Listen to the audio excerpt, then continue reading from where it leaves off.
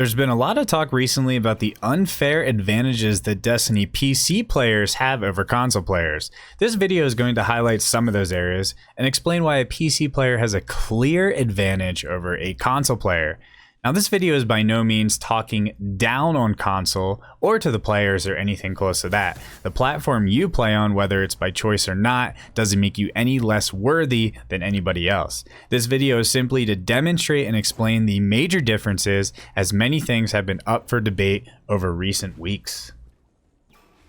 First off, menu load times. Destiny on PC has very fast menu load times and overtimes. You can most likely fly into the tower, leave, and fly back in before a console player even flies in once. Same goes for the character screen and any inventory tabs. You're able to quickly open up your character menu and make gear swaps very quickly on PC due to the much better hardware that comes with a computer. These swaps may be 5, 6, or even 7 times faster than the console counterpart. With PCs being very expensive, not everyone has the luxury of obtaining or building one. This makes things a little tough in the Destiny speedrunning community for console players. Now, great speedrun times can still be obtained with a skilled team. It just might be a little tougher with increased load times and slower gear swaps. However, there can be rules put into place that can stop the timer during loading times, death screens, etc. But as unfair as it may be, traditionally in speedrunning, the best possible system is used to run a game. After all, it's a speedrun of a game, not a system. So the best hardware is traditionally used. Another alternative is to split console and PC into different runs, and that just means people will be running for different category leads and not the best overall game time. Next is Worldline Zero sword skating on a Warlock. On PC, you can charge up Worldline Zero's special Tesseract ability by sprinting, run off a ledge, activate the ability, and hit the jump button once during the teleport animation to get launched forward with incredible speed. It's some of the fastest movement in the game and is used for most speedruns in Destiny 2. However, on console, this technique is 100% impossible to execute. It will just result in your character doing some dinky-ass upward sword swipe and falling to your demise. This has absolutely nothing to do with the console player's timing of the launch technique. It's all because of the jump button on a controller. The material inside a controller's jump button contains much less schmoops than that of a spacebar on a keyboard. Schmoops play a key role here for Tesseract flying with Worldline. If you ain't got schmoops, sword flies are poops. The topic here is FOV, or Field of View, something that is adjustable only on PC. Now, Field of View isn't just what you see, it actually makes you move way faster on PC. It is not an illusion. Take, for example, let's say you go outside and you run 10 miles an hour, but you only look at one building.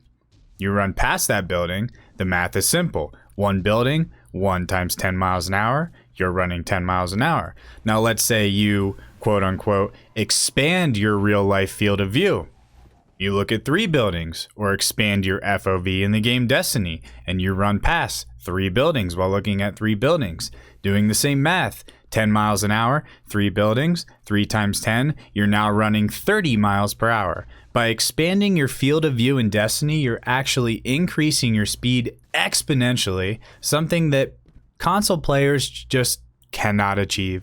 This gives PC players a huge advantage in the speed department, and it's really simple maths. If you disagree with it, you're just big dum-dum.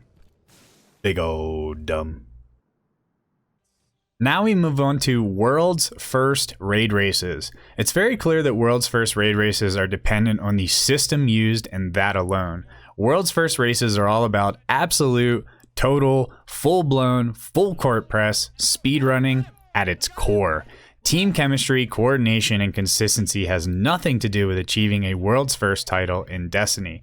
It would take a terribly designed raid to have an LFG team, or something of the sorts, to come out at number 1 for a raid race. This is something we may never see. There are also some hardware advantages that may slip past most. Using a keyboard has actually been proven to increase puzzle-solving abilities by 27%.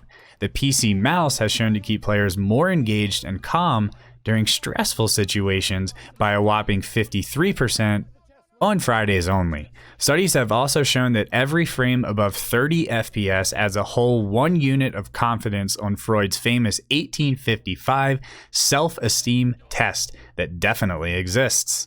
And finally, a higher FOV allows players to predict in-game win mechanics that may alter a raid boss's missile attacks, thus dodging them more often. Bottom line is, it's straight nonsense to even consider that a world's first winner would be because of the team or camaraderie. The PC does all the work. Let's talk about helmet swapping. On PC, you can go into your inventory and swap out any helmet of your choosing. This allows you to choose the gear you wish to wear and put together certain builds within the game. On console, you're pretty much stuck with the first helmet you receive in the game. If you try to swap a helmet on console, other pieces of armor begin to self-destruct and you risk losing everything that you've been grinding for. Unfucking lucky, buddy.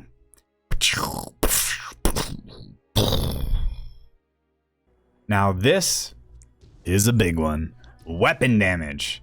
We aren't going to discuss things like 1,000 voices, because that was clearly a bug. 1,000 voices was originally tied to frame rate, meaning that the more frames you had, the more damage the weapon dealt. This gave PC players more damage for obvious reasons. It's since been fully fixed, and we won't discuss it, well, because that would make too much sense. For every other gun in the game, PC players have a ginormous advantage. Let's take hand cannons for example. Better yet, Midnight Coup. Shooting a tribute hall enemy in the head yields a damage number of on console.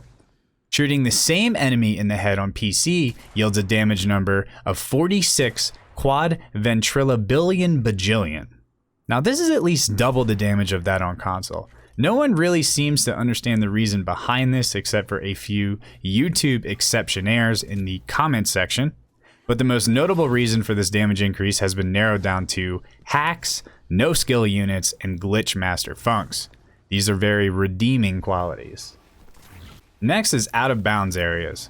Out of bounds areas are used in almost every speedrun on PC. The issue with this is, out of bounds areas were only imported into the PC version of the game. If you try to access an out of bounds area on console, you will simply miss the precise glitch spot, not due to lack of skill, obviously, and fail miserably. Players on PC never practice these routes, the gaming hardware just does all the work for them, and it's really unfair. No PC player would ever spend hours rehearsing out of bounds routes, as that would just be stupid and a waste of time. What may look like skill and precision is actually just hacks, glitching, and unimpressive PC tricks. Console doesn't have to worry about any of that because their players just can't access these areas in the game. Recoil patterns. This is a biggie for sure. If you watch footage of a recluse being fired with a mouse and then with a controller, you can see a difference. A mouse does in fact allow for better control of a weapon's recoil pattern. Let's first talk about Destiny PvE challenges. Now this can mean anything from speedruns, to soloing, to two-manning bosses, to flawlessly doing raids, whatever. Every single Destiny PvE challenge ever completed required a few key things to occur. 1. Strategy development.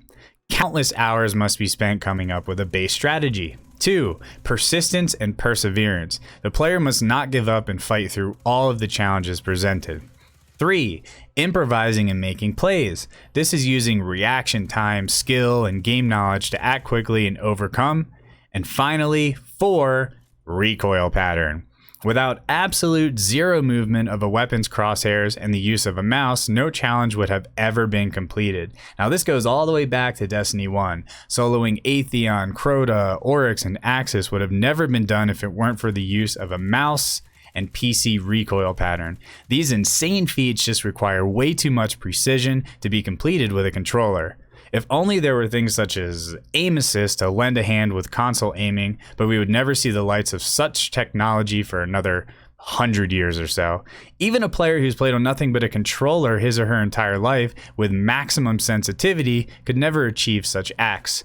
You could travel from here to France and never find a player of the likes. The point is, it has nothing to do with skill and practice and all to do with recoil pattern differences. Another thing to note are the gun stat differences on PC. Because of recoil patterns on PC, a hidden range stat of plus 95 has been secretly added to every weapon on PC only, and during World's first races, a hidden buff is applied to only PC players called bullet magnetism. This is where no matter where a PC player aims, no matter where he or she fires, all bullets fully curve and connect and count as critical hits on all raid bosses.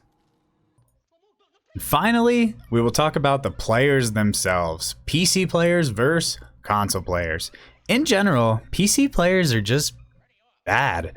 They must rely on the crutches of an advanced machine because they cannot stand the failures they'd encounter if they step down to the big leagues of the dick swingers who constantly call them out.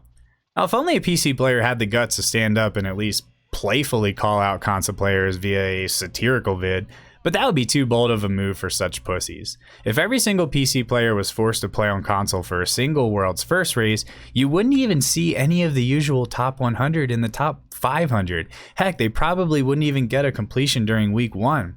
The consistency of certain teams to place high throughout Destiny 1 and Destiny 2 just doesn't account for anything and has zero credibility. It's all about PC hacks. Every feat ever completed on PC is just an unimpressive, arduously crutched, facilitated enterprise theatrically augmented to appear hunky-dory. In other words, fucking lame. Only when all these game-breaking exploits mentioned before are removed does a player's true potential arise, and that of the team. So I hope this helps to settle the dust. Now it's important to note that everything mentioned in this video is to be taken very seriously and not to be joked about. This is not a laughing matter. Do not attempt to make a joke out of something as serious as this. You might actually hurt someone's feelings. Now it would take a lot to offend somebody regarding this topic, but let's not even try to push the boundary. Jokes on the internet should be avoided at all costs, and this video abides by that keyboard law. Thanks for listening, and good day to you all.